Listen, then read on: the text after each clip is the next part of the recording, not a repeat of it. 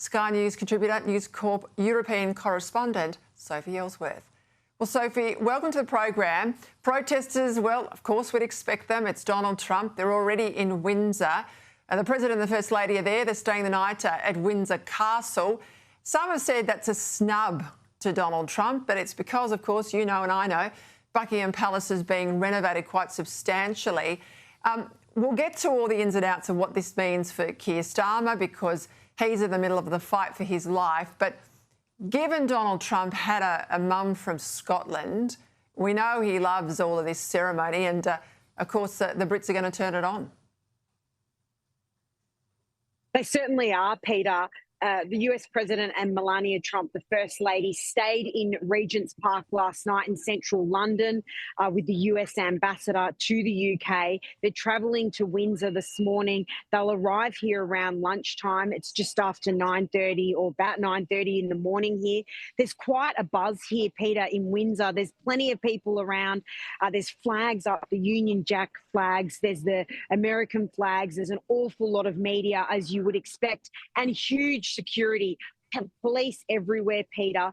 As we know, the President and First Lady will not be front-facing to the public here. They will be kept behind barriers and away from the public under strict security arrangements here. So there's a lot of excitement here in the air, and he's due to arrive here in a couple of hours. Right, talk to me about Keir Starmer because he would be desperate for a distraction from his domestic political woes, migrant crisis, that huge rally on the weekend, the removal of his deputy, and, of course, this whole Peter Mandelson furor that's gone on. He was, of course, appointed by Starmer as ambassador to the United States. We would have expected him to be front and centre during this visit. He has now been sacked, of course.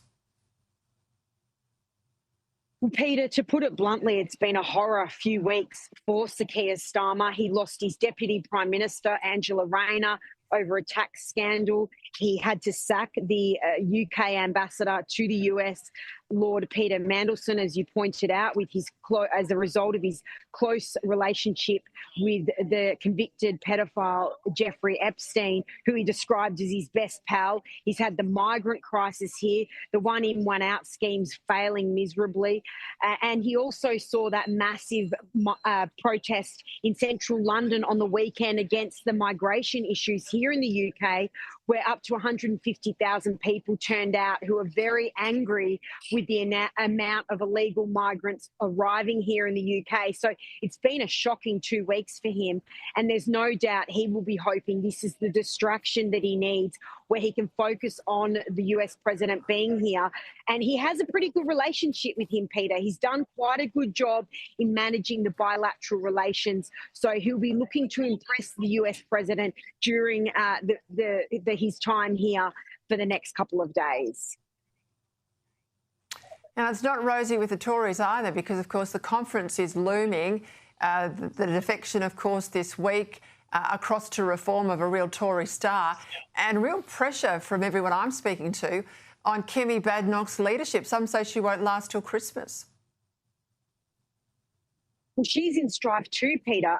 They've had their first sitting Conservative MP, Danny Kruger, defect to Reform UK this week. He basically said they're going nowhere and there's no chance at winning the next election. So he's tossed in the towel and announced that he's joining Reform. There's another MP here, Conservative MP, who's done the same. We've also seen the former Culture Secretary of the Tories, Nadine Dorries. She's also announced that she's joining Reform UK, although she's not a sitting MP. So Kemi Badenoch is really not having the cut through here in the British political landscape. And just on the radio this morning, Peter, some of the discussion was now it's Labor versus Reform. The Tories are out of the picture. They're just not really landing a glove on Sir Keir Starmer. However, Kemi Badenoch has really managed to push this point with Lord Mandelson and question why he was put in this ambassador role. He's lost his job, but she's definitely struggling in that role, Peter. Yeah, I wonder if either of them will be there by Christmas. I think Nigel Farage will. I don't know. I'd put money on either of the other two. I'll leave it there. You've got a busy day ahead of you. Thank you, Sophie.